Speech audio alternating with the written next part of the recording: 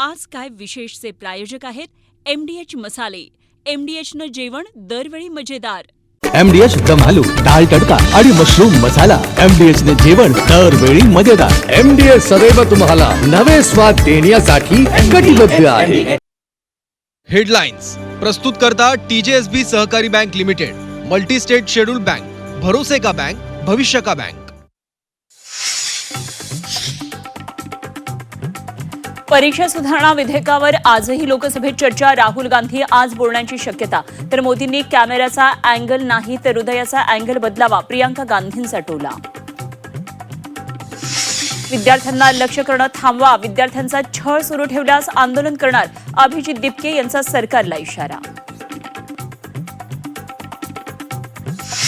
गुन्हेगारी पार्श्वभूमी नसलेल्या अल्पवयीनांना तात्काळ सोडा. नीट आंदोलन प्रकरणात सर्वोच्च न्यायालयाचा आदेश, कुठलीही सक्तीची कारवाई न करण्याचे निर्देश. नीट विद्यार्थी आंदोलकांना फडणवीस सरकारचा मोठा दिलासा. महाराष्ट्रातील विद्यार्थ्यांचा आंदोलन काळात दाखल गुन्हे रद्द करण्याचे आदेश. दोन्ही राष्ट्रवादीच्या विलिनीकरणाच्या चर्चांना पुन्हा उधाण. सोमवारी अमित शहांच्या भेटीनंतर काल सुनील तटकरेंनी घेतली पंतप्रधान मोदींची भेट. गेल्या आठवड्यात पवारांनीही घेतलेली मोदींची भेट. मराठा आरक्षण आंदोलनाला 3 वर्ष. मनोज जरांगेंनी अंतरवाली सराटीत बोलावली बैठक. पत्रकार परिषदेत कोणती घोषणा करणार याकडे लक्ष. आजपासून पुढील 3 दिवस राज्यात पावसाचा जोर वाढणार. विदर्भ, उत्तर मराठवाडा, कोकणासह मध्य महाराष्ट्रात मुसळधार पावसाची शक्यता. मुसळधार पावसानं नागपूर शहराला झोडपलं. मंगळवारी अवघ्या 4 तासात 180 मिलीमीटर पावसाची नोंद. आजही ऑरेंज अलर्ट. नागपुरातल्या शाळा कॉलेजेसना आज सुट्टी. नाशिक जिल्ह्यात भूकंपाचं सत्र सुरू. सुरगाणा परिसरात पुन्हा भूकंप. आठवडाभरात भूकंपाचे 5 ते 7 धक्के. नागरिकांमध्ये भीतीचं वातावरण.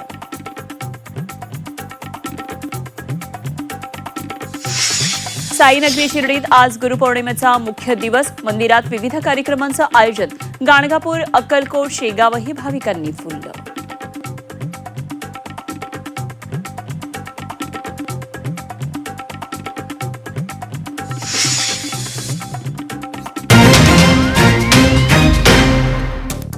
नमस्कार आणि सुप्रभात. मी अनुपमा खानविलकर. आपण पाहताय झी 24 तास. आज काय विशेष या बातमीपत्रामध्ये आपलं सर्वांचं स्वागत. आज काय विशेष या बातमीपत्रामध्ये आपण सुरुवातीला पाहणार आहोत आज लक्ष वेधून घेणाऱ्या 3 महत्त्वाच्या बातम्या. यामध्ये पहिली मोठी बातमी आहे ती म्हणजे राष्ट्रवादीच्या गोटातून खासदार सुनील तटकरेंनी अमित शहांच्या भेटीनंतर आता पंतप्रधान नरेंद्र मोदींची भेट घेतली आहे. त्यामुळे पुन्हा दोन्ही राष्ट्रवादीच्या विलिनीकरणाच्या या चर्चांना उधाण आलंय. काल शरद पवारांनी एकत्र येण्याचा संबंधच नाही असं स्पष्टीकरण देत विलिनीकरणाच्या या चर्चेला पूर्णपणे नकार दिलेला. मात्र तटकरेंच्या भेटीगाठीनं पुन्हा दोन्ही राष्ट्रवादी एकत्र येण्याच्या चर्चा आता सुरू झालेल्या आहेत. त्यामुळे काय नेमकं राजकीय वर्तुळात घडत आहे हे आपण पाहूया या बातमीपत्रामध्ये. दुसरी मोठी बातमी संसदेतून आहे. परीक्षा सुधारणा विधेयकावर आज लोकसभेत चर्चा होणार आहे. काल 10 तास चर्चा झाल्यानंतर आज पुन्हा विधेयकावर चर्चा होणार आहे. लोकसभेत यावर आज काँग्रेसचे खासदार राहुल गांधी बोलण्याची शक्यता आहे. तर याला मंत्री जितेंद्र सिंग आज उत्तर देणार आहेत. त्यामुळे संसदेतल्या या सगळ्या घडामोडींकडे आपलं लक्ष असेल. तिसरी लक्षवेधी बातमी आहे ती म्हणजे विदर्भातून. विदर्भात पावसानं आता कहर केलाय. नागपूरमध्ये मुसळधार पाऊस कोसळला. संपूर्ण जनजीवन त्यामुळे विस्कळीत आहे. पावसामुळे आज शाळा कॉलेजेसना सुद्धा सुट्टी देण्यात आली आहे. तर या ठिकाणी विद्यार्थ्यांना बाहेर काढण्यासाठी नागपूरमध्ये चक्क रेस्क्यू ऑपरेशन सुद्धा राबवावं लागलं. विदर्भामध्ये काही भागामध्ये पावसाचा इशारा दिलाय. या पार्श्वभूमीवर शाळा महाविद्यालयांना सुट्टी जाहीर करण्यात आली आहे. या 3 महत्त्वाच्या बातम्या आपण सविस्तर पाहणार आहोत. त्याचबरोबर रिपोर्टर्स बरोबर चर्चाही करणार आहोत. याशिवाय राज्यामध्ये आणि देशभरामध्ये अनेक महत्त्वाच्या ज्या राजकीय घडामोडी घडत आहेत या सगळ्या घडामोडींवर आपलं लक्ष असणार आहे. तर सुरुवातीला आपण या 3 महत्त्वाच्या बातम्या पाहणार आहोत आणि त्याचबरोबर रिपोर्टर्स बरोबर चर्चाही करणार आहोत. तर आज लोकसभा राज्यसभेच्या कामकाजाकडे लक्ष असेल. संसदेमध्ये आज नेमक्या काय काय घडामोडी घडतात हे आपल्याला पाहायचं आहे. राष्ट्रवादीच्या गोटामध्ये काही महत्त्वाच्या घडामोडी घडतात आणि हे कशाचे नेमके संकेत आहेत हे बघावं लागणार आहे. या बातम्या आपण सविस्तर पाहणार आहोतच, त्याचबरोबर आपल्या रिपोर्टर्सशी सुद्धा आपण जोडले जाऊया. सगळ्यात महत्त्वाचं, अमित शहानंतर सुनील तटकरेंनी पुन्हा मोदींची भेट घेतली आणि पुन्हा राष्ट्रवादी विलिनीकरणाच्या या चर्चा सुरू झाल्यात. आणि या सगळ्या घडामोडींवर चर्चा करण्यासाठी आपल्याबरोबर जोडल्या गेल्यात आमच्या प्रतिनिधी सीमा आढे. सीमाकडून आपण याबाबत सविस्तर माहिती जाणून घेऊया. त्याचबरोबर परीक्षा सुधारणा विधेयकावर आजही चर्चा आहे आणि लोकसभेमध्ये राहुल गांधी आज बोलण्याची शक्यता आहे. त्यामुळे अर्थातच संसदेतल्या कामकाजावर लक्ष असणारे स्वप्नील जाधव माझे सहकारी आपल्याबरोबर आहेत. आणखी सविस्तर तपशील ते देतील. त्याचबरोबर विदर्भामध्ये पाऊस होतोय. नागपूरमध्ये शाळांना सुट्ट्या देण्यात आल्यात. काय नेमकी पावसाची परिस्थिती संपूर्ण विदर्भामध्ये जाणून घेणार आहोत. नागपूरमधून आमचे प्रतिनिधी अमर काणे आपल्याबरोबर जोडले गेलेले आहेत. त्याचबरोबर नाशिक जिल्ह्यामध्ये भूकंपाचं सत्र हे अजूनही सुरूच आहे. आतापर्यंत 5 ते 7 वेळा भूकंपाचे धक्के बसलेले आहेत. भूकंपाची तीव्रता जरी कमी असली तरी निश्चितच एक प्रकारे भय निर्माण झालेलं आहे.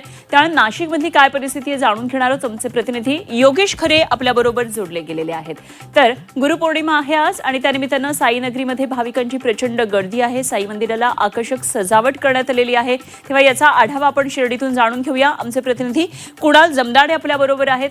आणि त्याचबरोबर गुरुपौर्णिमेनिमित्तानं राज्याच्या कानाकोपऱ्यातून भाविक सध्या अक्कलकोट नगरीमध्ये दाखल होऊ लागलेले आहेत. त्यामुळे अक्कलकोट नगरीमध्ये स्वामी समर्थांच्या दर्शनासाठी कशा पद्धतीने सगळी गर्दी आहे, वातावरण तिथलं काय आहे जाणून घेऊया. आमचे प्रतिनिधी अभिषेक आदिप्पा आपल्याबरोबर अक्कलकोटमधून जोडले गेलेले आहेत. आणि आता बातम्या पाहूया सविस्तर. महत्त्वाच्या बातमीनं करूया सुरुवात. पुन्हा एकदा दोन्ही राष्ट्रवादीच्या विलिनीकरणाच्या चर्चांना आता उधाण आलेलं आहे. सुनील तटकरेंनी पंतप्रधान नरेंद्र मोदी यांची भेट घेतली. अमित शहांची भेट घेतल्यानंतर तटकरेंनी मोदींची भेट घेतली. मात्र या भेटीमध्ये विकास कामांबद्दल चर्चा केल्याची तटकरेंनी माहिती दिलेली आहे. दरम्यान दिल्लीमध्ये होणाऱ्या या भेटीगाठी आहेत. चर्चांना मात्र चांगलंच उधाण आलंय. येणाऱ्या काळामध्ये महाराष्ट्रामध्ये राजकीय वर्तुळामध्ये काय नेमके बदल होत आहेत, काही समीकरणं आता बदलली जात आहेत का, फुटाफुटीच्या राजकारणानंतर पुन्हा एकदा ही जोडाजोडी होतीये का, हे बघणं अत्यंत महत्त्वाचं ठरणार आहे. आणि त्या दृष्टीनं दिल्लीमध्ये मात्र भेटीगाठींना आता चांगलाच वेग आल्याचं पाहायला मिळत आहे.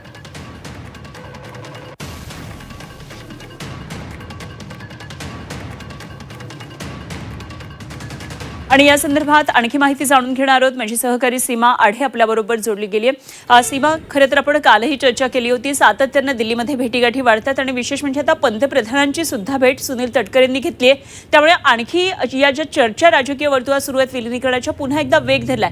शरद पवार एकत्रित येण्याचा संबंध नाही असं म्हणतात. नेमकं काय चाललंय राष्ट्रवादीच्या गोटात? नक्कीच अनुपमा, सध्या संसदेचं अधिवेशन सुरू आहे आणि या दरम्यान भेटीगाठींचा सिलसिला हा सुरूच असल्याचं आपल्याला मागच्या आठवड्यापासून पाहायला मिळत आहे. मागच्या आठवड्यात खरं तर सगळ्यात आधी शरद पवार यांनी पंतप्रधान नरेंद्र मोदी यांची भेट घेतलेली होती. त्यावेळी सुप्रिया सुळे देखील त्या ठिकाणी उपस्थित होत्या. आता राष्ट्रवादी काँग्रेस पक्षाचे जे वरिष्ठ नेते आहेत, जे डिसिजन मेकिंगमध्ये पुढे असतात, ते नेते सुनील तटकरे हे सुद्धा भाजपचे वरिष्ठ नेते आहेत, त्यांची भेट घेताना आपल्याला सातत्यानं पाहायला मिळत आहे. 2 दिवसांपूर्वीच सुनील तटकरे यांनी अमित शहा यांची भेट घेतलेली होती. याची माहिती त्यांनी दिलेली होती की वेगवेगळ्या विकास कामांसंदर्भात अमित शहा यांच्यासोबत चर्चा झाली.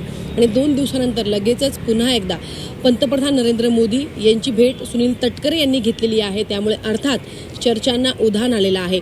महाराष्ट्रामध्ये मागील अनेक दिवसांपासून ज्या चर्चा सुरू आहेत की दोन्ही राष्ट्रवादी एकत्र येणार का, आणि ते येण्यासाठी जे पेच खरं तर मध्ये निर्माण होत आहेत, ते पेच सोडवण्यासाठी सध्या प्रयत्न जे आहेत ते सुरू आहेत. आणि त्या संदर्भात दोन्ही राष्ट्रवादीचे नेते असतील किंवा मग भाजपचे नेते असतील, यांच्यामध्ये चर्चा सुरू आहेत. आणि हे असं सुरू असतानाच दिल्लीमध्ये मात्र दोन्ही राष्ट्रवादीचे नेते हे भाजपच्या नेत्यांची वारंवार आपल्याला भेटताना पाहायला मिळत आहे.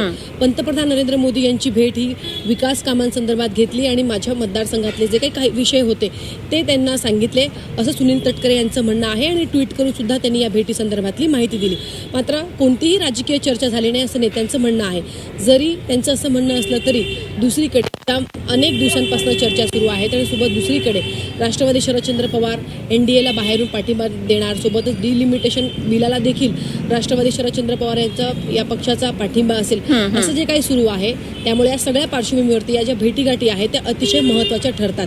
आणि जसं तुम्ही आता म्हणालात की या भेटीगाठीनंतर महाराष्ट्रामध्ये काही समीकरण बदलतात का, हे पाहणं महत्त्वाचं असेल. अर्थात दोन्ही राष्ट्रवादी नेत्यांमधले जे जी चर्चा आहे ती सुद्धा आपल्याला पुढे जाताना पाहायला मिळत आहे. मागच्याच आठवड्यात पार्थ पवार आणि प्रफुल्ल पटेल यांनी शरद पवार यांची भेट घेतलेली होती आणि खरं या सगळ्या भेटीगाठींमध्ये सीमा प्रत्येकाचं उत्तर हे वेगवेगळं आहे. विकास कामांसाठी सुनील तटकरे भेटले, रेवती सुळे यांच्या रिसेप्शनचं आमंत्रण देण्यासाठी अमित शहांची भेट घेतल्याचं सुप्रिया सुळे म्हणाल्या.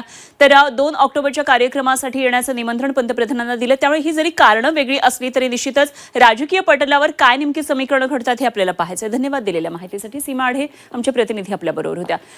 जाऊया पुढच्या बातमीकडे आणि ही बातमी आहे मुसळधार पावसासंदर्भातली. आजपासून पुढचे 3 दिवस राज्यामध्ये मुसळधार पावसाचा इशारा देण्यात आला आहे. 29 ते 31 जुलै या कालावधीमध्ये विदर्भ, उत्तर मराठवाडा, खानदेश, कोकण आणि मध्य महाराष्ट्रामध्ये घाट परिसरात मध्यम ते मुसळधार पावसाची शक्यता आहे. यावेळी या भागामध्ये वाऱ्याचा वेग वाढण्याचा अंदाज आहे. अनेक भागामध्ये विशेषतः विदर्भात वादळी वाऱ्यासह अत्यंत मुसळधार पावसाची शक्यता वर्तवण्यात आलेली आहे.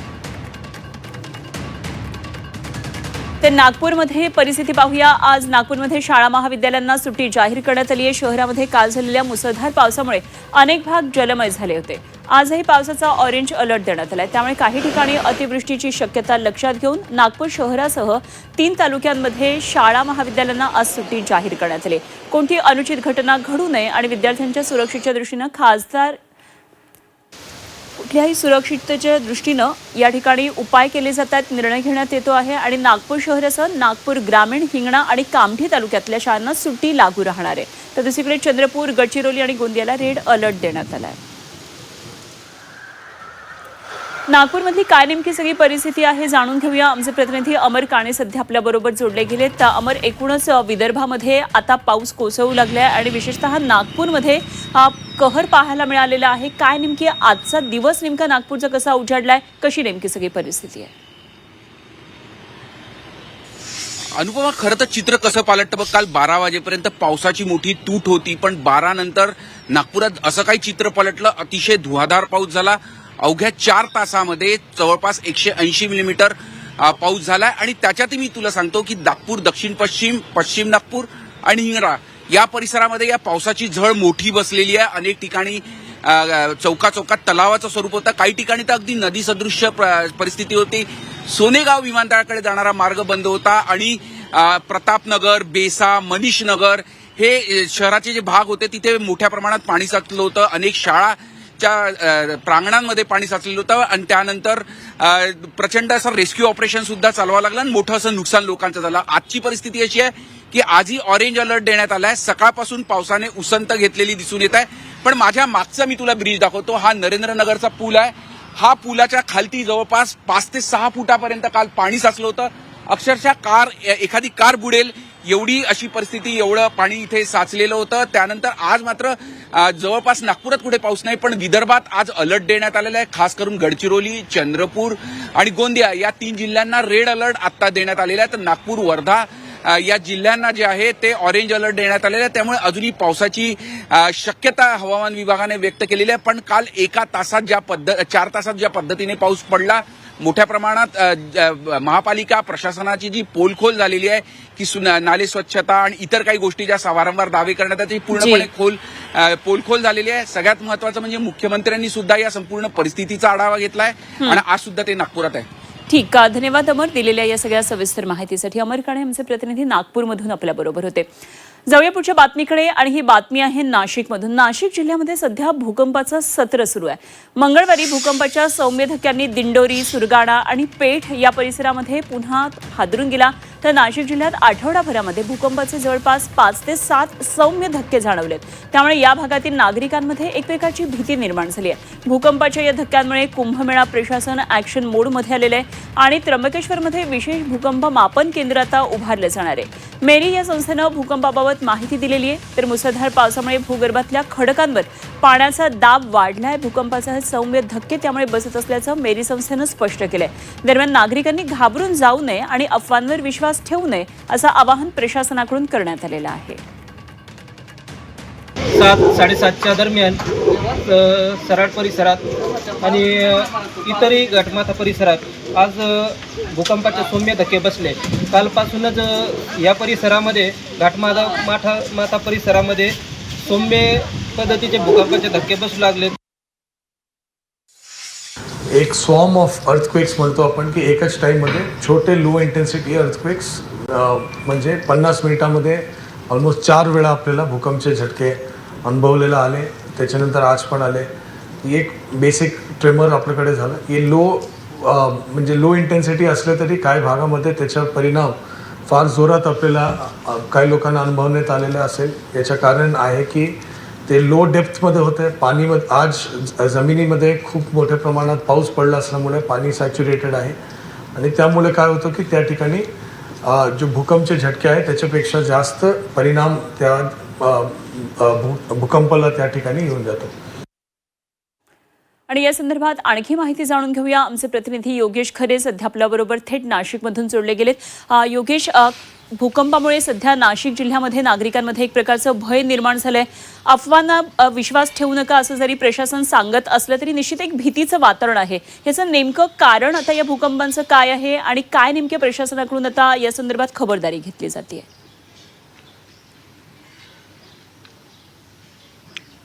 खरं आपण जर बघितलं तर जे काही भूकंप झालेले आहेत ते सुरगाणा, त्र्यंबकेश्वर आणि त्याचबरोबर पेठ या भागांमध्ये त्याचे भूकंपाचे धक्के जाणवले, प्रामुख्याने सुरगाणा आणि पेठमध्ये. आणि जर आपण बघितलं तर सगळ्यात चिंतेची बाब म्हणजे इगतपुरी तालुक्यात आंबेवळी परिसरामध्ये एक मोठी फेक ही या डोंगरांना या ठिकाणी गेलेली आहे या भूकंपांमुळे. खरं म्हणजे कुठलीही जीवितहानी यामध्ये झालेली नाही, कुठल्याही लोकांचं नुकसान यामध्ये मोठ्या प्रमाणात झालेलं नाही. मात्र तरीही या सौम्य धक्क्यांनी मोठ्या भूगर्भ हालचाली होत असल्याचं समोर येतं. नाशिकच नाही तर बाजूच्या पालघर जिल्ह्यात सुद्धा हे धक्के अनुभवायला मिळालेले आहेत. आणि एकूण गेल्या 8 तासामध्ये आपल्याला जवळजवळ 5 ते 7 भूकंपाचे धक्के या 5 तासात सुद्धा जाणवलेले आहेत. त्यामुळे लोकांमध्ये भीती आहे, ग्रामस्थांमध्ये भीती आहे. गव्हर्नमेंट सरकारने आत्ताच या ठिकाणी कुंभमेळा आहे आणि त्या पार्श्वभूमीवर त्र्यंबकेश्वरमध्ये भूकंप मापन केंद्र उभारण्याचं सुद्धा जाहीर केलेलं आहे. त्याचा अभ्यास याचा सुद्धा मेरी भूकंप मापन केंद्राकडून केला जातोय.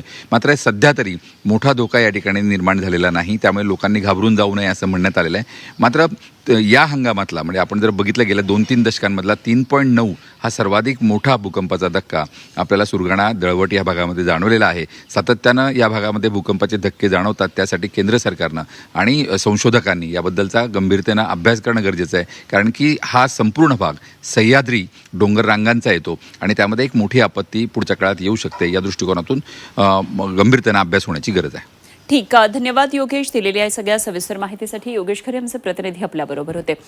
परीक्षा सुधारणा विधेयकावर आजही लोकसभेमध्ये चर्चा आहे आणि लोकसभेत राहुल गांधी यावर बोलण्याची शक्यता आहे. लोकसभेत सरकारही चर्चेला उत्तर देणार आहे. दुपारी 2 वाजता जितेंद्र सिंग उत्तर देणार आहेत. नवं विधेयक पेपरफुटी रोखण्यासाठी सक्षम नाही. लोकसभेत प्रियांका गांधींनी हा हल्लाबोल केलाय.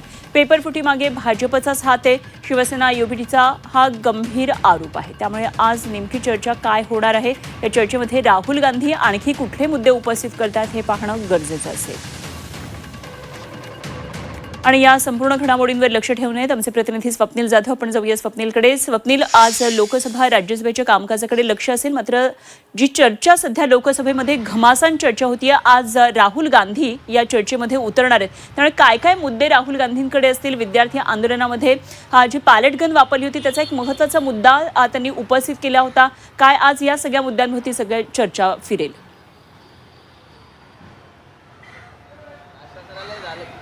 नक्कीच पेपरफुटी विरोधामध्ये केंद्र सरकारने नवीन विधेयक आणलेलं आणि या विधेयकावरती काल सुद्धा घमासान झालं आपल्याला पाहायला मिळालं. राज्यसभा आणि लोकसभा या दोन्ही दोन्ही सभागृहामध्ये विरोधकांनी मुद्दे उपस्थित केलेले आहेत. आज राहुल गांधी 12:30च्या दरम्यान बोलणार असल्याची शक्यता वर्तवण्यात येते. दरम्यान राहुल गांधी यांच्याकडून अनेक राज्यांमधील पेपरफुटीचे मुद्दे उपस्थित करण्यात येणार आहेत. त्याचप्रमाणे नीट पेपरफुटी विरोधामध्ये जे आंदोलन युवकांचं सुरू होतं गेल्या महिनाभरापासून, या महिनाभरामध्ये अनेक ठिकाणी राज्यामध्ये किंवा एकूण देशपातळीवरती विद्यार्थ्यांवरती लाठी हल्ला जो झालेला होता, या संदर्भातील पॅलेट गनचा मुद्दा सुद्धा राहुल गांधी यांनी उपस्थित केला होता. तो मुद्दा आज पुन्हा चर्चेदरम्यान संसदेमध्ये उपस्थित करणार आहेत. त्याचप्रमाणे जे लाठीचार्ज करण्यात आला यामध्ये काही पोलिसांच्या वेशामध्ये तर काही सिव्हिल ड्रेसमध्ये पोलिसांसोबत काही कर्मचारी होते. ते नक्की पोलिसांमध्ये आहेत का, त्यांचं आयडेंटिटी आहे का, अशा प्रकारचे प्रश्नसुद्धा राहुल गांधी उपस्थित करण्याची शक्यता आहे. त्याचप्रमाणे जे नवीन विधेयक येतं हे नवीन विधेयक कुठेतरी कमकुवत आहे आणि योग्य नाही, अशा प्रकारे सुद्धा एक आरोप हा सर्व विरोधकांकडून करण्यात येतोय. त्याबद्दल सुद्धा राहुल गांधी आज प्रश्न उपस्थित करण्यात येणार आहेत. त्यामुळे नवीन जे शिक्षण मंत्री आहेत जोशी यांच्यावरती सुद्धा आरोप राहुल गांधी यांनी केलेला आहे. त्यामुळे आज तो सुद्धा मुद्दा ते संसदेत उपस्थित करण्याची शक्यता आहे. त्यामुळे आज पूर्ण दिवसभरामध्ये राहुल गांधी 12:30 वाजता संसदेमध्ये लोकसभेमध्ये बोलण्यास उभे राहतील. यामुळे यानंतर मोठा गदारोळ होण्याची शक्यता आहे. मात्र एकूणच यावरती नक्की काय मुद्दे उपस्थित केले जातात आणि जे नवीन विधेयक आहे या विधेयकामध्ये काय सुधारणा करणं आवश्यक आहे या संदर्भातील मुद्दे हे एकूणच लोकसभेमध्ये विरोधकांकडून मांडण्यात येतील. निश्चितच धन्यवाद दिलेल्या या सगळ्या सविस्तर माहितीसाठी स्वप्नील जाधव आमचे प्रतिनिधी आपल्या बरोबर होते. तर नीट पेपरफुटी प्रकरणामध्ये आज दिल्लीमध्ये फास्ट ट्रॅक कोर्टमध्ये सुनावणी आहे आणि सीबीआयनं दाखल केलेल्या दोषारोप पत्रामध्ये 13 आरोपींची नावं आलेली आहेत. सीबीआयच्या आर्थिक गुन्हे शाखेकडून हे दोषारोपपत्र न्यायालयासमोर ठेवलं जाणार आहे. 13 जणांवर पेपर फोडणं, गुन्हेगारी, कट, भ्रष्टाचार, फसवणूक असे आरोप लावलेत. तर यश यादव, मांगीलाल बिवाल, दिनेश बिवाल, विकास बिवाल यांच्या नावांचा यामध्ये समावेश आहे. तर महाराष्ट्रामध्ये शुभम खैरनार, धनंजय लोखंडे, प्रल्हाद कुलकर्णी, तेजस शहा, डॉक्टर मनोज शिरुरे, शिवराज मोटेगावकर, मनीषा वाघमारे, मनीषा मांढरे, मनीषा हवालदार यांच्या विरोधात सुद्धा दोषारोपपत्र आता सादर होणार आहे. अर्जुन आनंद यांची दिल्ली इथल्या राऊज एव्हेन्यू कोर्टमध्ये सुरू असलेल्या नीट पेपरफुटी प्रकरणात सीबीआयचे विशेष सरकारी वकील म्हणून नियुक्ती झाली आहे. तर डिजिटल फॉरेन्सिक अहवाल, हस्ताक्षर तज्ज्ञांची मतं आणि शैक्षणिक विभागातील तज्ज्ञांची मतं सीबीआयनं जाणून घेतलेली आहेत.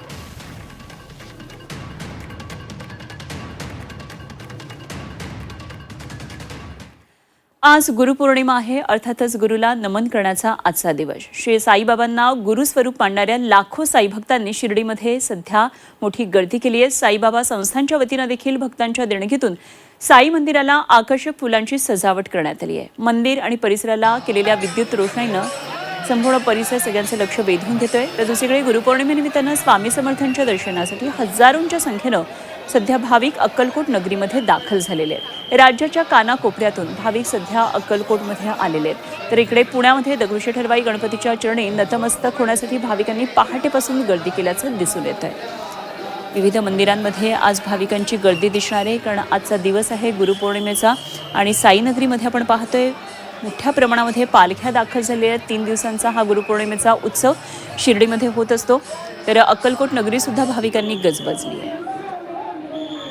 आमचे प्रतिनिधी कुणाल जमदाडे सध्या शिर्डीमधून आपल्याबरोबर थेट जोडले गेले. जाणून घेऊया कुणालकडून काय नेमकं शिर्डीतलं वातावरण आहे.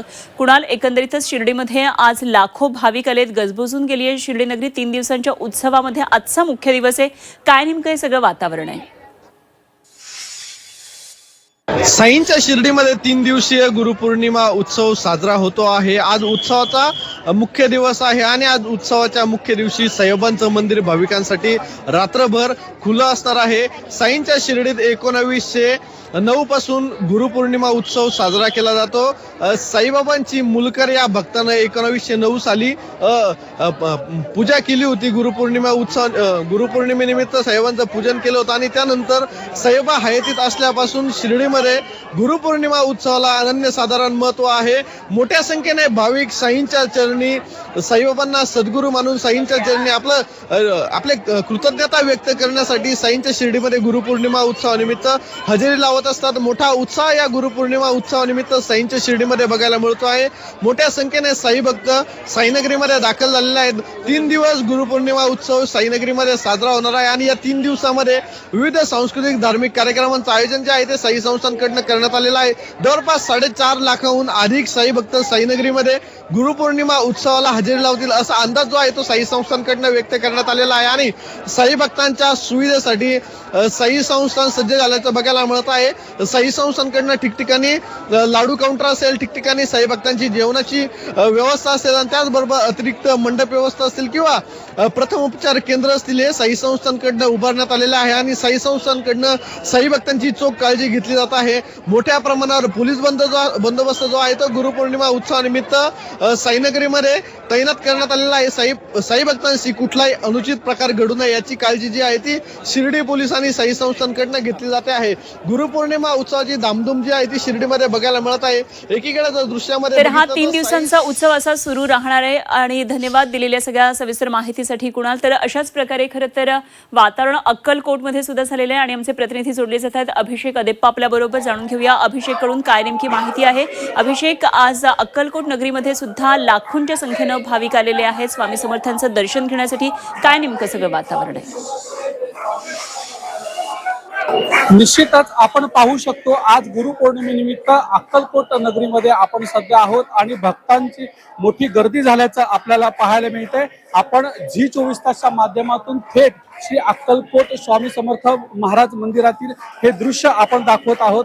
खरं तर आज गुरुपौर्णिमेनिमित्त भक्तांचा मोठा उत्साह या ठिकाणी दिसून येत असल्याचं आपल्याला पाहायला मिळतंय. अगदी महाराष्ट्र असेल, कर्नाटक असेल, तेलंगणा असेल अशा विविध राज्यातून हजारोंच्या संख्येने भक्तगण जे आहेत ते आज अक्कलकोट नगरीत दाखल झाल्याचं आपल्याला पाहायला मिळतंय. महिला भगिनींची देखील भाविकांची गर्दी या ठिकाणी मोठ्या प्रमाणात आपल्याला दिसून येते. एकंदरीत अगदी सकाळपासून विविध धार्मिक कार्यक्रमांचं आयोजन देखील करण्यात आलं होतं. पलीकडची आपण जर बाजू पाहिली तर अक्कलकोट अन्नछत्र मंडळाच्या वतीनं विविध सांस्कृतिक कार्यक्रमांचं देखील आयोजन करण्यात आल्याचं आपल्याला पाहायला मिळतंय.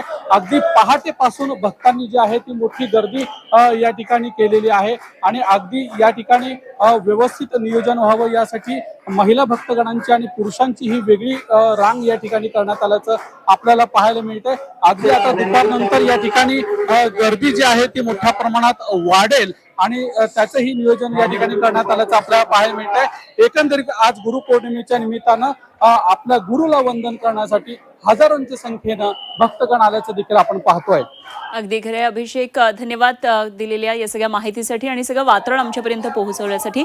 अभिषेक आदेप्पा आमचे प्रतिनिधी आपल्या बरोबर होते.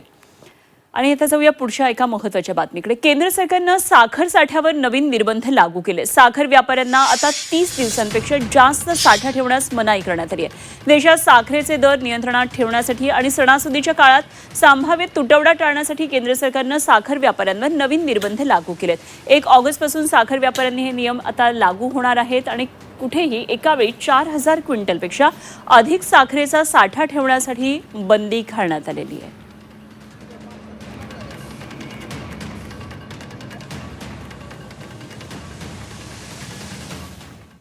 आणि आता जाऊया जिल्ह्यातल्या बातम्यांकडे आणि सुरुवात करूया पुणे जिल्ह्यातून.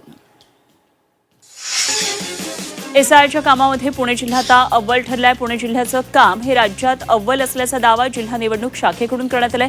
63,55,000 मतदारांची प्रत्यक्ष पडताळणी पूर्ण झाली आहे. जिल्ह्यात डिजिटायझेशनचे काम हे 45.04% झालेलं आहे.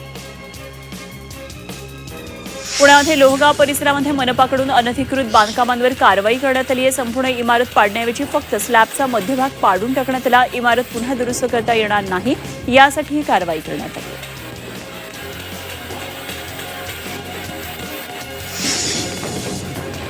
पुढे बातम्या पाहूया नाशिक जिल्ह्यातून.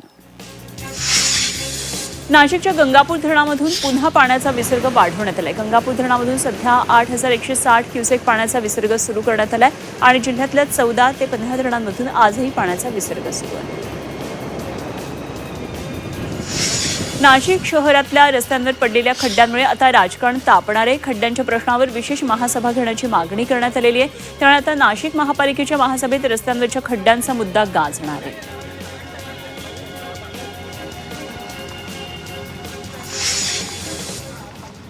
पुढे बातम्या पाहूया छत्रपती संभाजीनगरमधून. छत्रपती संभाजीनगर शहरातल्या जळगाव रोडवर मोठी दुर्घटना थोडक्यात टळली. एका शाळेच्या बसच्या चालकाला अचानक चक्कर आली. 40 विद्यार्थ्यांनी भरलेली ही बस दुभाजकावर धडकली. यावेळी गाडीतील महिलेनं तातडीनं परिस्थितीचं गांभीर्य लक्षात घेत बसचा ब्रेक ओढला. त्यावेळी बस नियंत्रित होऊन दुभाजकावर जाऊन थांबली. नाशिक आणि अहिल्यानगर जिल्ह्यामध्ये सुरू असलेल्या मुसळधार पावसानं गोदावरी पात्रात मोठ्या प्रमाणात पाण्याचा विसर्ग सुरू आहे. याचा थेट लाभ जायकवाडी धरणाला होतोय. जायकवाडी प्रकल्पाचा उपयुक्त जलसाठा 65% पोहोचला आणि त्यामुळे छत्रपती संभाजीनगर, जालना, पैठण आणि अंबड शहराच्या पिण्याच्या पाण्याची चिंता दूर झाली.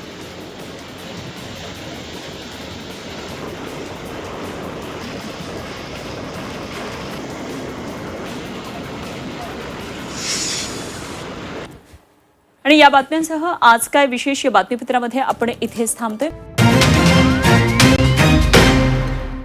आज काय विशेषचे प्रायोजक आहेत MDH मसाले. MDHनं जेवण दरवेळी मजेदार. MDH दम आलू, डाळ तडका आणि मशरूम मसाला. MDH ने जेवण दरवेळी मजेदार. MDH सदैव तुम्हाला नवे स्वाद देण्यासाठी कटिबद्ध आहे.